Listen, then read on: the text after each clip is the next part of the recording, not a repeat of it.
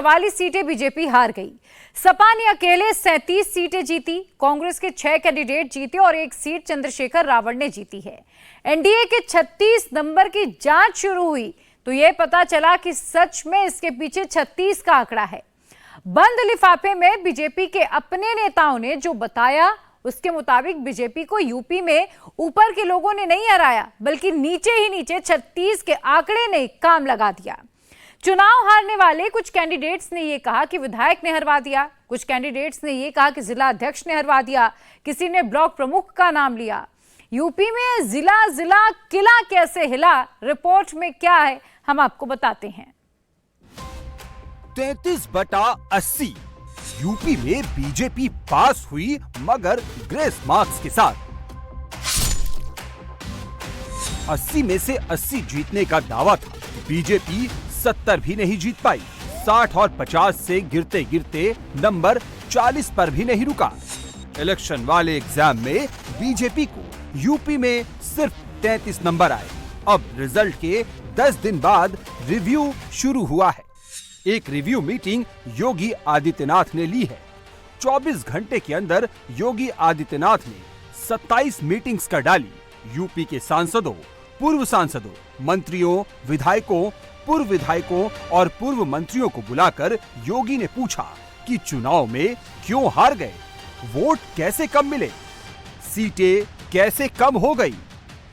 दूसरी structured meeting Lucknow BJP head office में चल रही है। यूपी चुनाव का ऑडिट शुरू हुआ तो क्या क्या निकला। यूपी में इतना बड़ा मिसकैलकुलेशन कैसे हो गया। क्या नेताओं के भीतरघात ने हराया या जातियां छिटक गई। यूपी बीजेपी के पास क्या नहीं था। योगी आदित्यनाथ जैसा चेहरा था, नरेंद्र मोदी का नाम था, राम मंदिर वाला काम था, लाभार्थी vote bank, caste calculation, law and order, कागज पर एकदम चकाचक तैयारी। इसके बावजूद बीजेपी स्कोर नहीं कर पाई। अब बीजेपी के बड़े नेता संगठन पदाधिकारियों और इलेक्शन इंचार्ज को बुला बुला कर पूछ रहे हैं कि गलती कहां हुई। लखनऊ में पिछले 2 दिनों से रिव्यू मीटिंग चल रही है। पहले दिन अवध रीजन की सीटों का पोस्टमार्टम हुआ, दूसरे दिन कानपुर रीजन की सीटों का नंबर आया। यूपी दिल्ली में नरेंद्र मोदी की सत्ता का पावर हाउस है। 2014 में यूपी ने ही जोर लगाया था तो बीजेपी 282 तक पहुंची थी। 2019 में यूपी ने दोबारा परफॉर्म किया तो बीजेपी 303 तक पहुंच गई। लोकसभा में सबसे ज्यादा 80 सांसद चुनकर भेजने वाला यूपी अगर सही स्कोर करता तो बीजेपी 2024 में भी अपने दम पर बहुमत में होती, लेकिन ऐसा हो नहीं पाया। यूपी का नंबर गिरा तो मोदी का नंबर भी घट गया। फैजाबाद अयोध्या की आइकॉनिक सीट बीजेपी ने 2019 में 65,000 वोटों से जीती थी। इस बार बीजेपी ये सीट 54,000 वोटों से हार गई। लेकिन जो हार दर्ज हो चुकी है उसे मिटाया नहीं जा सकता। अवध क्षेत्र की कुछ और सीटों को देखिए। खीरी की सीट बीजेपी 2,18,000 वोटों से जीती थी, इस बार 34,000 वोटों से हार गई। सीतापुर की सीट बीजेपी 1 लाख वोटों से जीती थी, इस बार 90,000 वोटों से हार गई। धौरहरा की सीट बीजेपी ने 1,60,000 के मार्जिन से जीती थी, इस बार 4,400 वोटों से हार गई।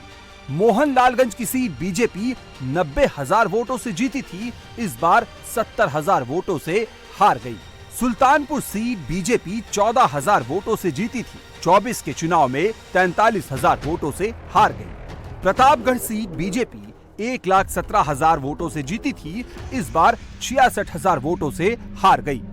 अमेठी की सीट बीजेपी 55,000 वोटों से जीती थी, इस बार 1,67,000 वोटों से हार गई। अवध क्षेत्र में लोकसभा की 16 सीटें आती हैं, जिनमें बीजेपी के 61 विधायक हैं। इतनी स्ट्रेंथ होने पर भी बीजेपी अच्छा रिजल्ट नहीं ला सकी। लखनऊ जैसी सीट पर जहां से रक्षा मंत्री राजनाथ सिंह लड़ रहे थे, वहां भी बीजेपी का मार्जिन घट गया। राजनाथ सिंह 2019 का चुनाव 3,47,000 वोटों से जीते थे। इस बार जीत का मार्जिन 1,35,000 ही रह गया।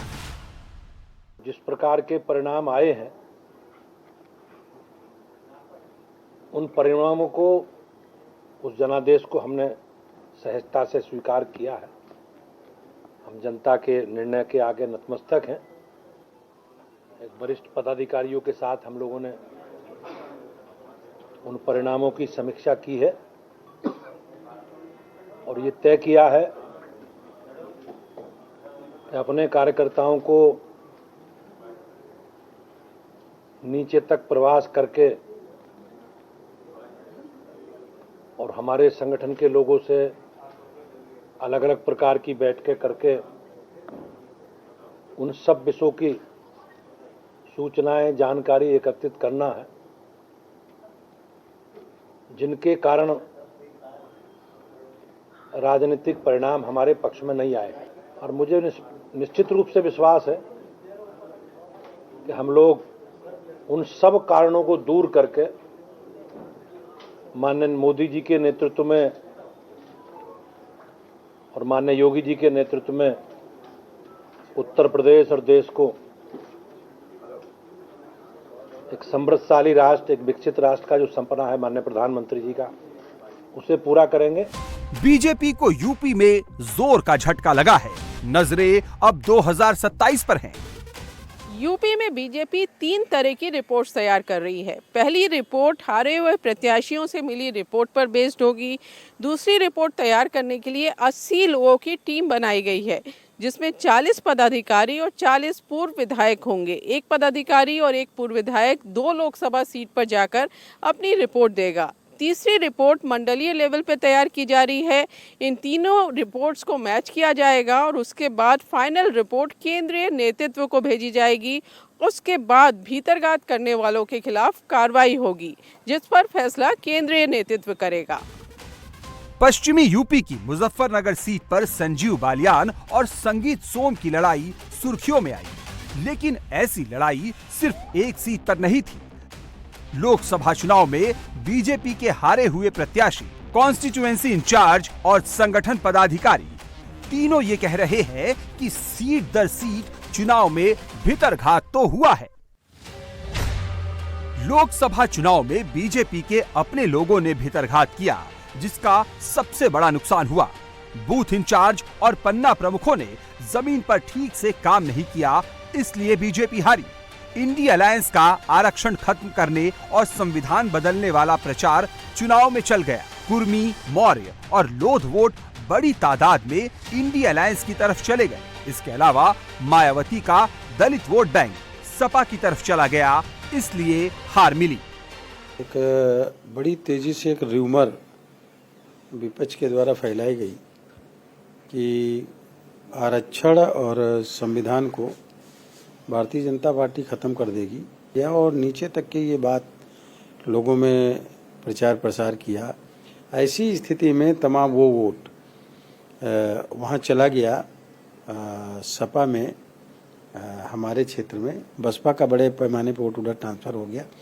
इस डर में कि ये जो भ्रम पैदा किया गया, हमने अपने पूरे क्षेत्र के समीकरण को बताने का काम किया और कौन कौन सा वोट ट्रांसफर हुआ उसको भी बताने का काम किया। ये बात तो सच है कि कई लोगों ने पार्टी में रहते हुए भीतरघात किया है और जो काम जिस तरीके से करना चाहिए उसमें बहुत से लोगों ने बहुत मेहनत की है पार्टी में के लोगों ने, और कुछ लोगों ने पार्टी में रह करके भी अंदर अंदर भीतरघात करने का काम निश्चित तरीके से किया है और उनकी पहचान भी हो गई है और मैं समझ रहा हूँ पार्टी उनके खिलाफ कुछ ना कुछ कार्रवाई भी करने का काम करेगी।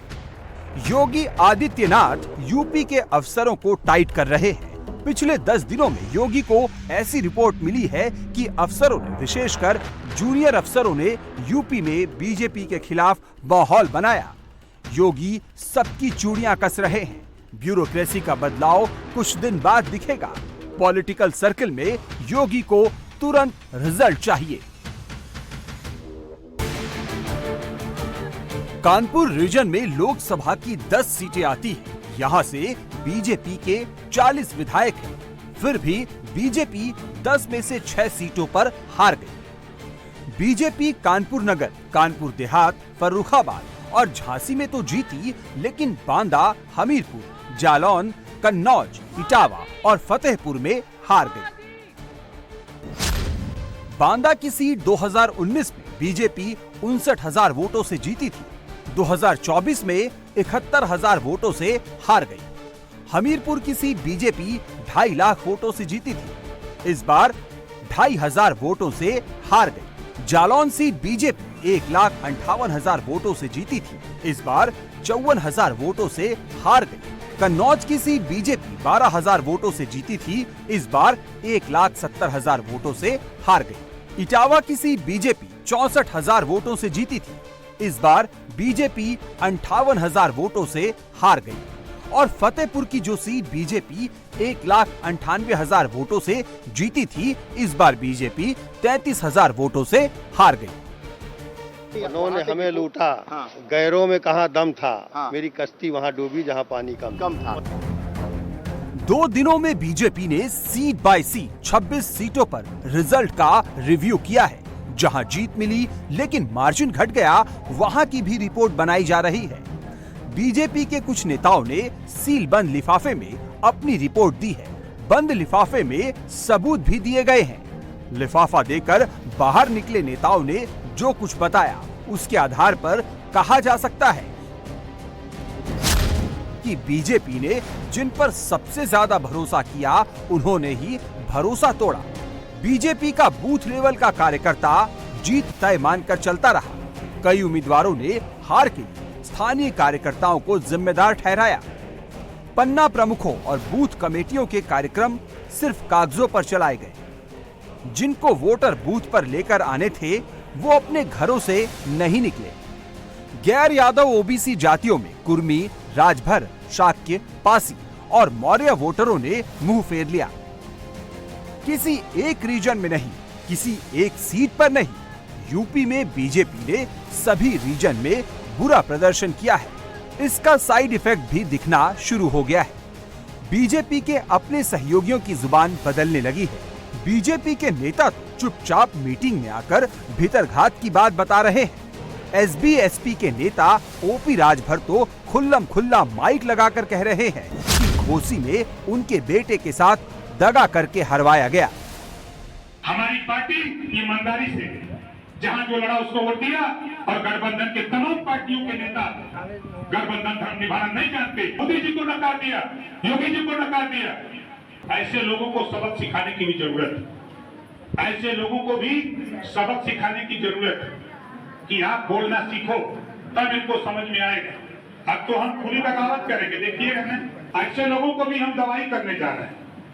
जो लोग भाषण तो बड़ा लच्छेदार मारते थे और गाड़ी में बैठ के अपने लोगों से कहते थे कि नहीं नहीं इधर नहीं उधर वोट देवे के, ऐसे लोगों को भी हम लोग चिन्हित कर लिए।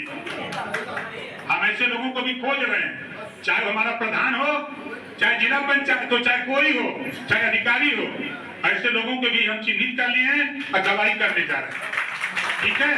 और आप लोगों से कहूंगा, ऐसे लोगों के खिलाफ कार्रवाई जब हो तो फिर आगे आप मत आना, आगे मत आना। हो सकता है आपका रिश्तेदार भी आ सकता है। ओपी राजभर ने रसाड़ा में अपनी पार्टी की समीक्षा बैठक की। उसमें घोसी सीट हारने के बारे में बयान दिया है। डैमेज हुआ तो उनके बेटे अरविंद राजभर डैमेज कंट्रोल के लिए आ गए।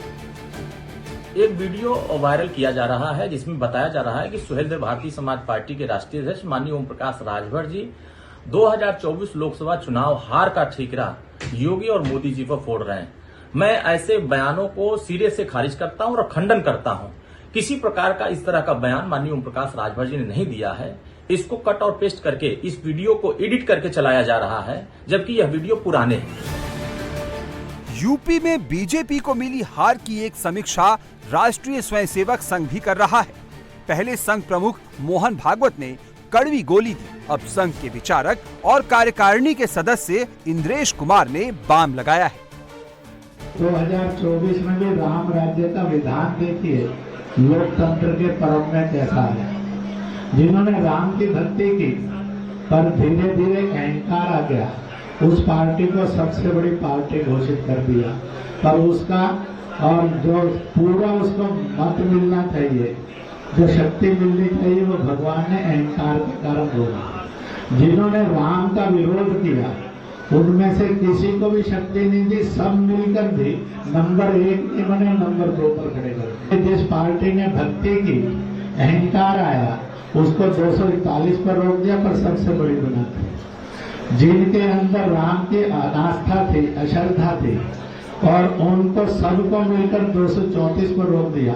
कहा तुम्हारी अनास्था का यही दंड तुम्हें है कि तुम सफल नहीं हो सकते। आरएसएस के शीर्ष नेताओं ने बीजेपी की फंक्शनिंग को लेकर जो कुछ कहा वो एक अलग लाइन की बात है। नेशनल लेवल पे इसका इम्पैक्ट और रीज़न अलग होंगे, लेकिन यूपी में ग्राउंड सिचुएशन फ़र्क है। मुख्यमंत्री योगी आदित्यनाथ इस बात से काफ़ी नाराज़ हैं कि यूपी में बीजेपी ने खराब परफॉर्मेंस की। हर रिव्यू मीटिंग में भीतरघात की जो शिकायतें आ रही हैं उस पर कार्रवाई होना तय है। यही नहीं, हर सीट पर फिर से जातीय समीकरण को साधने की कोशिश शुरू हो गई है। उधर अखिलेश यादव को अब 2027 दिख रहा है। 2024 में अखिलेश यादव का जो प्रयोग सफल रहा, अब अखिलेश यादव 2027 में उसे दोहराना चाहते हैं। बीजेपी के लिए पूर्वांचल का रिजल्ट सबसे खराब रहा। गोरखपुर से लगे देवी पाटन मंडल में बीजेपी बच गई, मगर वाराणसी मंडल में बीजेपी निपट गई। योगी आदित्यनाथ उसी बनारस में रात्रि विश्राम के लिए रुके हैं। बनारस में प्रधानमंत्री नरेंद्र मोदी का भी दौरा होने वाला है। यूपी के स्कोर कार्ड पर बीजेपी 33, अपना दल 1, आरएलडी 2, एनडीए कुल मिलाकर 36 सीटों पर है, जबकि सपा अकेले 37 सीटों के साथ टॉप पर है। इसके साथ ही कांग्रेस की 6 सीटें मिला दे तो इंडिया कुल मिलाकर 43 सीटों पर है और चंद्रशेखर रावण की 1 सीट भी दर्ज है। जो बीत गया उसका सबक लेकर बीजेपी को अब आगे की तरफ देखना होगा। विरोधियों की कोशिश है कि जले पर जितना नमक रगड़ सकते हैं उतना नमक रगड़ दो। तो बीजेपी पूरी तरह से हार गई है। मोदी जी हार गए हैं, अमित शाह हार गए हैं, वाराणसी में नरेंद्र मोदी हार गए हैं और भगवान सब देख रहा है। आप अयोध्या हारे, आप चित्रकूट हारे, आप प्रभु श्री राम की भूमि नासिक में हारे, आप रामेश्वरम में हारे, आप रामटेक में हारे। जहां जहां प्रभु श्री राम का वास्तव्य रहा वो सभी पवित्र भूमि पर अहंकार का पराभव हुआ है। रावण अहंकारी था, इसलिए प्रभु श्री राम ने रावण का पराभव किया, उनका वध किया। आज वही अहंकार राम के नाम पर चल रहा था, जनता ने अहंकार को रोक दिया है, पूरी तरह से पराजित नहीं हुआ है। वो काम आरएसएस को करना पड़ेगा। यूपी में बीजेपी का शॉर्ट टर्म गोल विधानसभा की 9 सीटों पर होने वाले उपचुनाव है। लोकसभा चुनाव में 9 विधायक सांसद बन गए हैं। वो सभी विधायकी के पद से इस्तीफा दे रहे हैं। इन 9 सीटों पर उपचुनाव होना है। बीजेपी उन 9 सीटों पर ताकत दिखाकर अपनी खोई हुई प्रतिष्ठा वापस पाने के प्रयास में है।